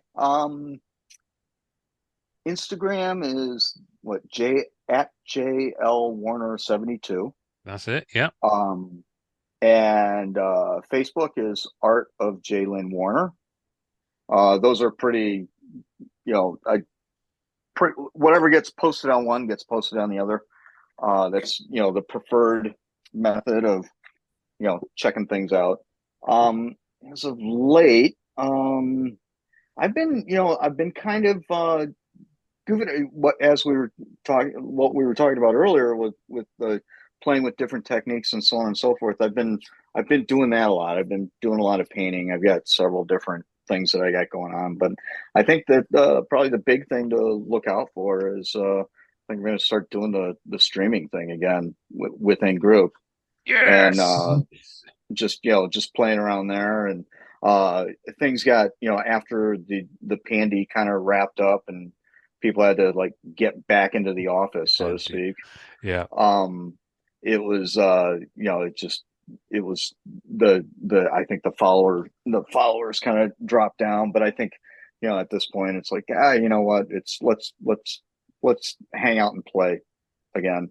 And so I'll be reaching out and hopefully trying to get some sidekicks to come on. Maybe Dre's schedule will lighten up a little bit. There you go. Clear your Wednesdays, Mike. Clear your Wednesdays. Yeah. So yeah, that's kind of my game plan. Just just have fun with it. I guess it's my turn. By process of elimination. By process yes. elimination. Yeah. Yeah. So I'm Dre Studios on most major platforms. If you can't find me on that platform, it means that I'm not on it. I'm most active on Instagram though. I got 2 sets that I worked on that should be released at some point this year, hopefully. And other than that, I'm just slowly making my way through the commission waiting list. So I'll just be posting work as it comes out. And I'm assuming if anyone wants to hit a commission, they can just hit any of you guys up under the aforementioned channels, yeah? Oh yeah. Yeah. There's Yeah, then you can do that, and then we've bought a bunch of blanks off of eBay from other artists. Yeah. And No, I figured you would have. Plus, of course, I imagine I know. Oh, I think you know I what? saw Speaking you of post. blanks. Yes, I was going to ask about this. I think I saw that you had you mentioned that you were pretty much out on the MCCW stock, and here's a Munshaw. Here's an original Munshaw for you. This is an example of his middle period work where he was experimenting with black and white tones. So yes, so we should probably talk about the next generation of those. But I don't know if we'll do this. I mean, listen, I've got a Ron Lim on that stock. I mean, thank you, Jay. Yeah. Thank you. Yeah, no, I I think that, oh. and again, I think that goes back to the community itself. I mean, just trying to do stuff for the kids, as you say, and for kids. Yeah, so it's for the kids. So I think it's a win-win. I think it's quote unquote giving artists like another set of APs, but also getting something out there for the collectors to sink their teeth into. And there are some artists out there that have stacks of these things and I'm not gonna out them because I don't know if they want their emails inundated with stuff. But yeah, you'd be pretty impressed with some of the people that have these things in their mitts. Oh, well, they need to start pimping them. Cool. All right, listen, guys, thank you. We should definitely do this again. And maybe a more friendly time zone for you guys as well. No problems. We should do it around an actual table with actual beverages as well. Well, there you go. Wearing actual, yeah, I'm down with that. Yeah, wearing actual spandex. Yeah. in actual time zone. In a, yeah, in an actual time zone somewhere in the world. All right, guys, yeah, you've all done this before. Do you want to do it all together, or do you want to do this one at a time, or how do you want to do it? All together. Count On them in, three. Mike. Count them in, Ready? Mike. 1, 2, 3.